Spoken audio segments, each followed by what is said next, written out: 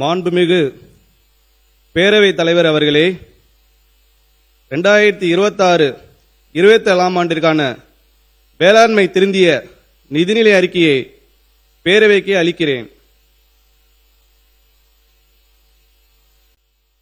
மாண்புமிகு பேரவைத் தலைவர் அவர்களே, உழுவார் உலகத்தாருக்கு ஆணி அகதற்றாது எழுவாரை எல்லாம் பொறுத்து உழவு தொழில் தவிர பிற தொழில்களை செய்வோர் எல்லோரையும் உழவர்களே தாங்குகின்றனர்.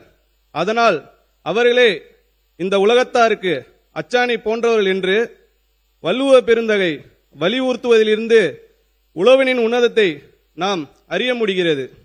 உலகெல்லாம் ஒளி விளங்கும் உழவர் உளும் உழவாளை என்று கவி சக்கரவர்த்தி கம்பரும் உழுதுண்டு வாழ்வதற்கு ஒப்பில்லை கண்டீர் எனவும் என்றும் உழவே இனிது எனவும் பெருமைமிகு பெண் புலவர் ஔவையாரும் உழவு தொழிலின் சிறப்பினை உயர்த்தி கூறியுள்ளனர். தமிழ்நாட்டினை தரணி போற்ற செய்து வெற்றி தமிழ்நாடாய் மிளிர செய்ய வேண்டும் என்பதையே மனமெங்கும் கொண்டுள்ள மாண்புமிகு முதலமைச்சர் அவர்களுக்கும்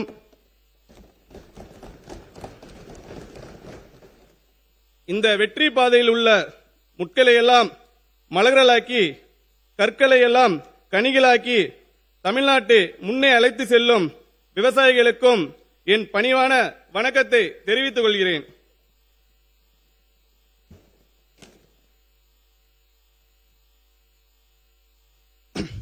பணநாயகத்தை தோற்கடித்த பாமரனின் ஜனநாயக முதல்வர் நீங்கள். பணநாயகத்தை தோற்கடித்த பாமரனின் ஜனநாயக முதல்வர் நீங்கள். திரை மன்றங்களில் மட்டுமல்ல, சட்டமன்றத்திற்கும் நாயகன் நீங்கள் தான். திரை மன்றங்களில் மட்டுமல்ல, சட்டமன்றத்திற்கும் நாயகன் நீங்கள் தான். உயர்ந்த எண்ணங்களை விதையாக்கி ஊழல் ஒவ்வொன்றையும் களையெடுத்து சமத்துவம் எனும் செடி வளர்த்து மக்களாட்சி எனும் பெரும் மரத்தை பிடித்து நிற்கும் கோட் சூட் போட்ட அணிந்த விவசாயி நீங்கள். விசில் என்பது ஒலி அல்ல, அது பாமரர்களின் மொழி, அதுவும் உலகின் பொது மொழி. விசில் காற்று இசைத்த முதல் ராகம். விசில் காற்று இசைத்த முதல் ராகம். மனிதன் பயன்படுத்திய முதல் தொலைபேசி. மனிதன் பயன்படுத்திய முதல் தொலைபேசி. காது கொடுத்து கேளுங்கள். விசில் தனியாக ஒலித்தாலும் கம்பீரம் குறையாது. விசில் தனியாக ஒலித்தாலும் கம்பீரம் குறையாது. அணியோடு சேரும்போது அகம்பாவம் இருக்காது. அணியோடு சேரும்போது அகம்பாவம் இருக்காது.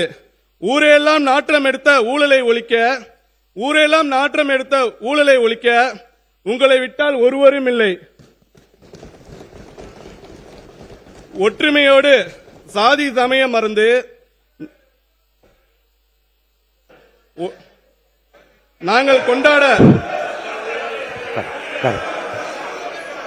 நீங்க படிங்க படிங்க. நாங்கள் என்ன சொல்லிருக்காரு?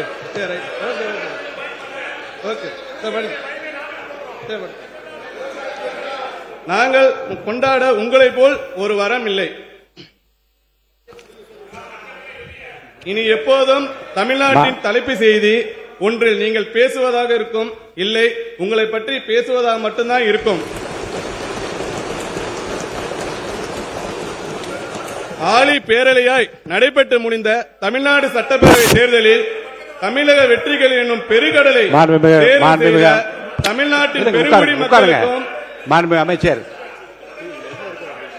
பாருங்க, வேளாண்மை நிதிநிலை அறிக்கை.